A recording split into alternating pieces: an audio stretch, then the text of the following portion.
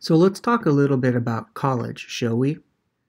Um, you know, it's kind of interesting when I think about my career in college because I really really joined college because I just didn't have anything else to do, which probably is intriguing for most because they typically, and most people plan, okay, after high school, I'm going to go to college. Some never think of college as an option, and others have an opportunity to go but maybe don't want to, or they decide to go to it.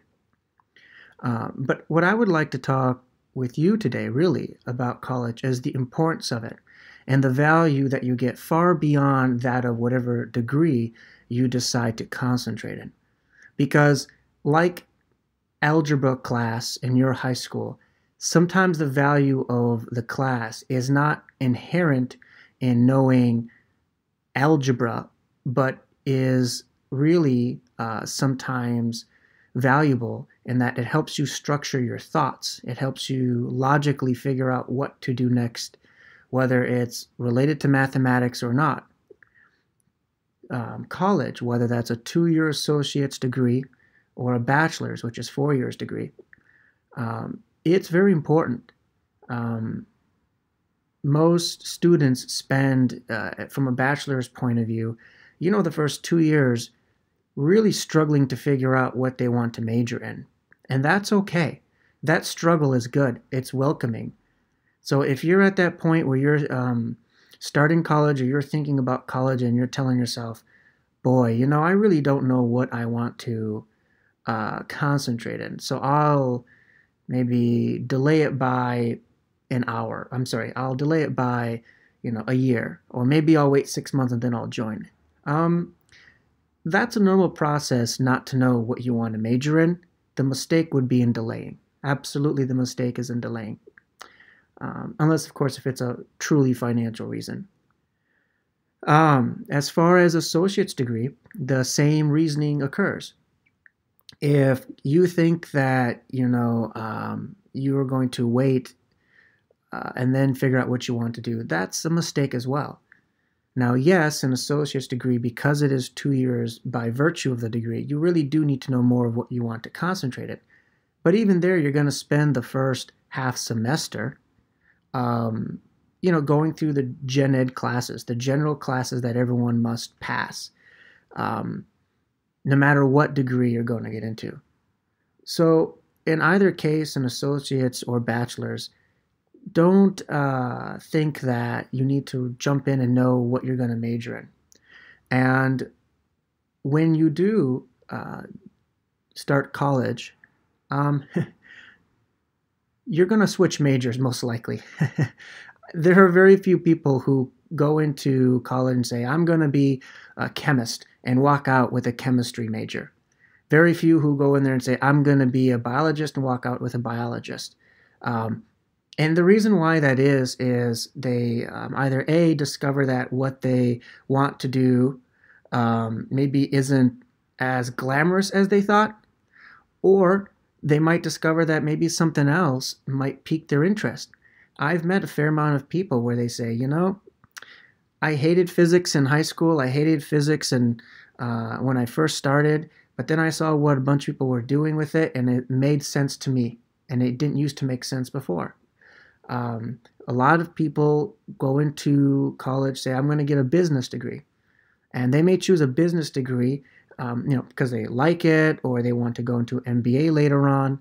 But sometimes students choose a business degree because it's kind of an all-around degree, so to speak, in just about any field, any business that you can think of. By virtue, a business degree is going to fit, right? It's kind of the globally accepted degree. You have a 4 year degree in business. It's not per se concentrated, but it's an umbrella type of degree. It covers just about anything that you'd want to do. But then, so some people go in there and say, I'm going to have a business degree because it's a safe degree. And then all of a sudden they realize, wow, I can draw really well. Or they see someone drawing or playing musician, and the next thing they know, they graduate with a music career. So that's okay. Having the ability to make a decision on what you want to concentrate in, that's part of being an adult. That's part of you growing and maturing and discovering what you're good at versus what you like versus maybe what you thought you were good at and what you thought you really enjoyed. Um, those are challenges. It can be nerve-wracking. I know for me it was.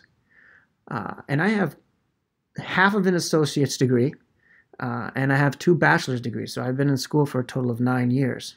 I know you're all thinking, well, you should have been a damn doctor at this point.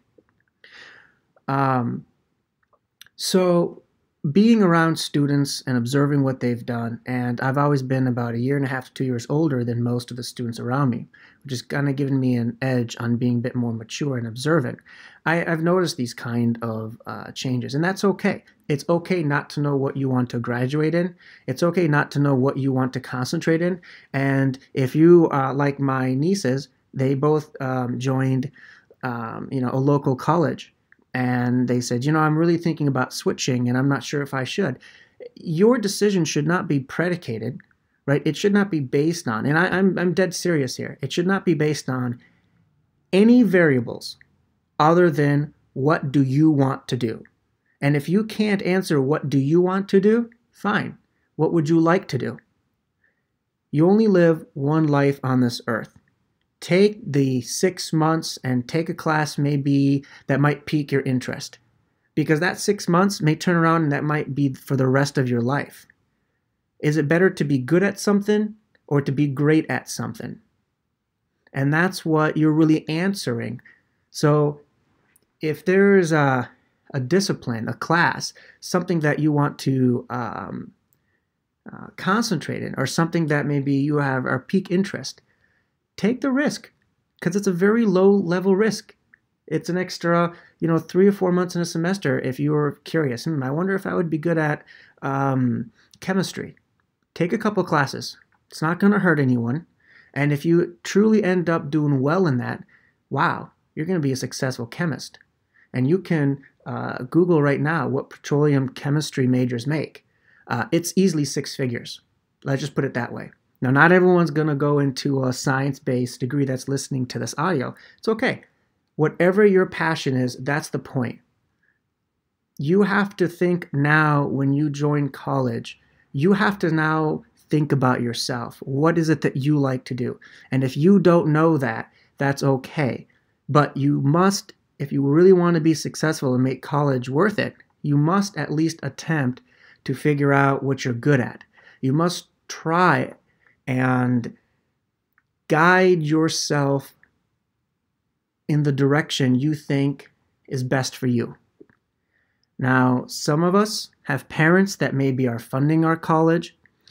Some of us have maybe someone else funding our college, and that helps, or that may pressure you into studying something. I can't speak for you. I wish I could tell you exactly what to do if you're in that situation. I can tell you from my experiences, those that end up getting that degree into something that they felt like they had to, whether that's because of parental concerns, whether that was because of how they were being funded and paid, unless they really enjoy that, which they typically don't, I typically see that either they pass the classes with a B average, sometimes a C, high average C, or they end up switching degrees anyway.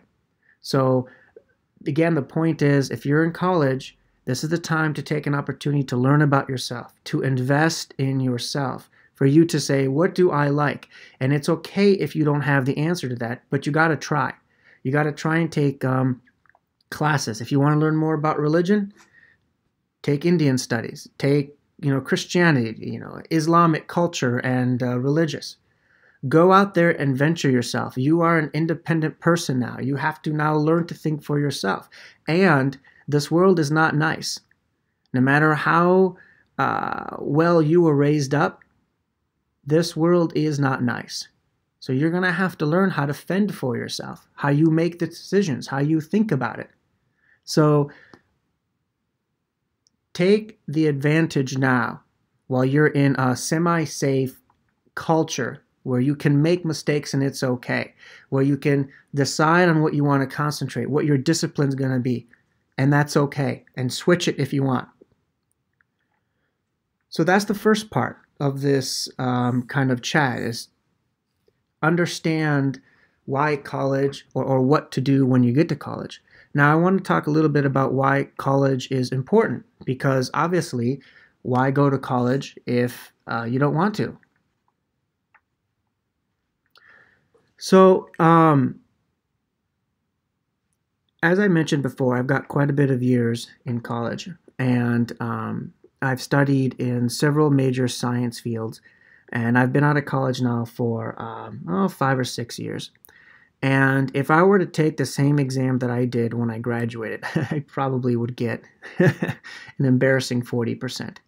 I don't remember 90% of the equations that I learned walking out of college. I could probably do algebra pretty well, but if I was forced to really concentrate and try and pass a college algebra test, I probably would want to practice a little bit. I'm not going to remember everything.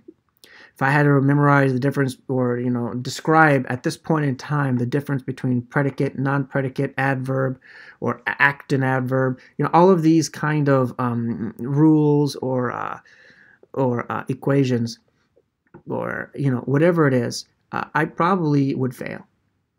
So, given that, you might be saying, well, then why the heck are you telling me that there's value in college? I'll tell you why. Because it changes your thought process for the better. I'm going to repeat that, not because I like to hear myself, but because I see this time and time again on a daily basis. It changes your thought process for the better.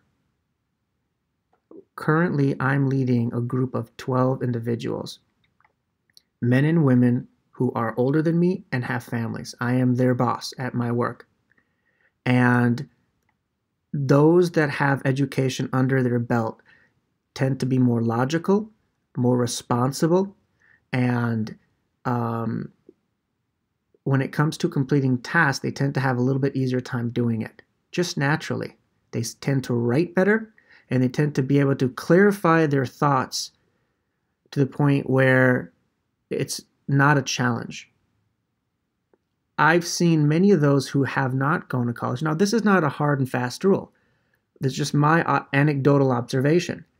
But those that usually don't go to college, again, that's a 2-year or a 4-year, I've noticed something very interesting. Their thought process is more fragmented, meaning they talk a little bit about this and they jump to a different conclusion and they jump back and they introduce a third variable and a fourth and they try and tie pretty soon they get confused about what they're talking about. Or they're not sure how to structure their thoughts in their mind, which may be amazing, but they can't get it out of their mouth. I've seen those without that type of education. When they're composing an email, it's embarrassing.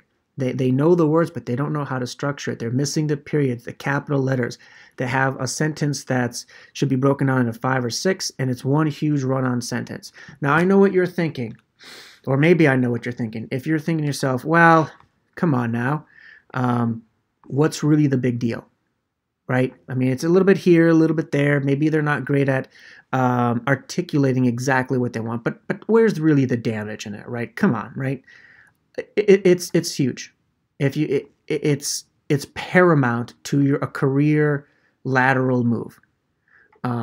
Many people will continue to stay at the low level of hierarchical position. In other words, they'll start at the beginning of a job and they'll move maybe 1 or 2 levels up at most, rarely hitting manager.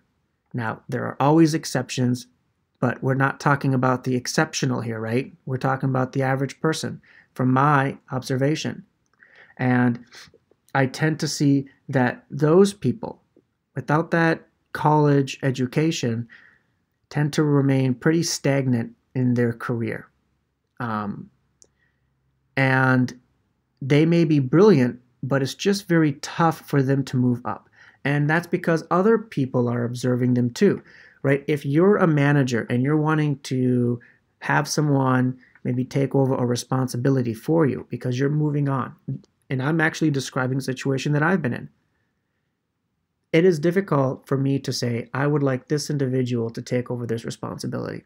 Because if they can't articulate and write emails correctly in a professional manner, if they don't have the professional decorum, or they don't recognize when they're being rude because they're just not aware of how to write, or they're not aware of how to get their idea across, if they're sending those communications on behalf of you, makes you look bad.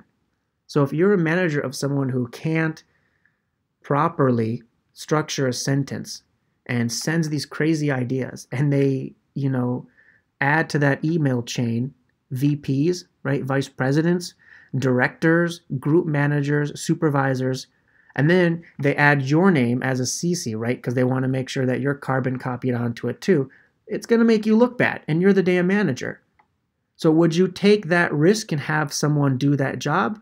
No. So you tend to say, well, Joe's not very good at this, but Katie is, just by nature of who she is or with the education she has, she's better able to structure those sentences. Or she's better able to get those ideas, and she sounds so much more professional over the phone, over the email, over Skype, over any which way we communicate. And by virtue of that, you may never know, but Katie may get the job, or she may get the promotion, and you don't. Not because you're not knowledgeable, but you weren't able to articulate, to think out, how do I correctly inform my manager of this job, or how do I correctly communicate? This is the cost of education, that it's not so easily visible. It's not so easily describable, because most people don't see it.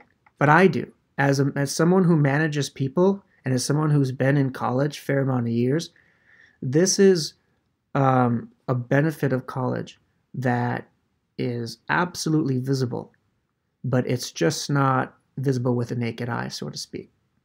And this is a benefit that is tantamount to your success in the corporate world or the private world. Again and again and again. Now, some people can succeed without a college, not a problem. But we're not talking here about the exceptional people. I'll just remind you again. So if you're an individual right now and you're sitting down, maybe you graduated high school, or maybe you're about to graduate high school, and you're questioning what the value of college is, stop. Just stop. The value of college is far more than just what you're going to major in.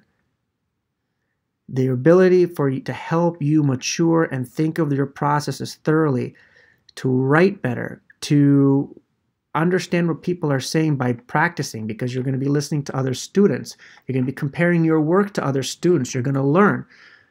Those valuable skills are not visible. You're not going to have them written on the resume, but by virtue of writing the resume, everyone's going to see it. And that's so important. No matter what career you're going to do, that will transcend any career. Your ability to communicate properly, to understand people better because you've had that mental structure kind of thought. So is it worth college just for that? Absolutely. Again, would consider myself very successful at my job. Many people that I see are very successful at their job. Right now there's like 9,000 people in the building that I'm working with. It's a very high technical company. They're all very successful.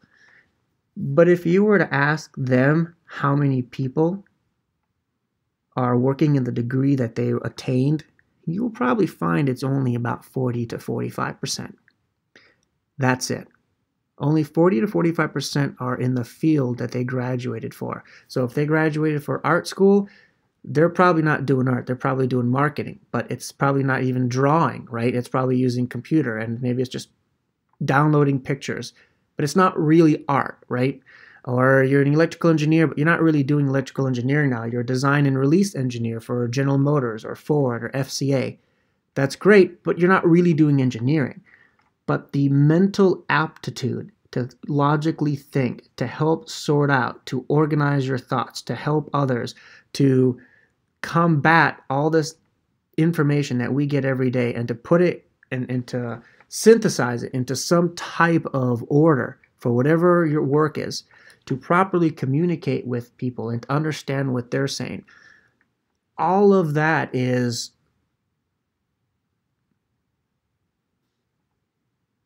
improved, is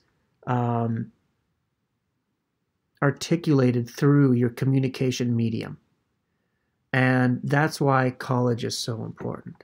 So, sorry this audio is going now for almost 22 minutes, but if you are really asking yourself what you should do, don't. Just get into it. Just jump in with both feet. I've rarely, only one person I've met that regretted going to college. And that's because that person ended up almost failing and didn't care. Well, in my mind, he didn't understand the whole point of college, and he certainly didn't benefit because he's been doing his job for 6.5 years, and typically people are in that job for 2 years before they get promoted. So take the advantage, take the opportunity to learn what's out there, to learn what's available. You won't notice, okay? You're not going to notice and go one day, wow, I can articulate and think better. Wow, I'm more structured. Wow, I can reason better and get away with more. You're not going to necessarily notice that. It's a very slow progress, but it will be progress over time and over a period of 2 years or 4 years. And when you get in a business when you get in a business career, people will notice, and those people will be your bosses. So get to it, figure out where you're going to go, and don't be so concerned about what you're going to major in. That's what college is for. Have fun.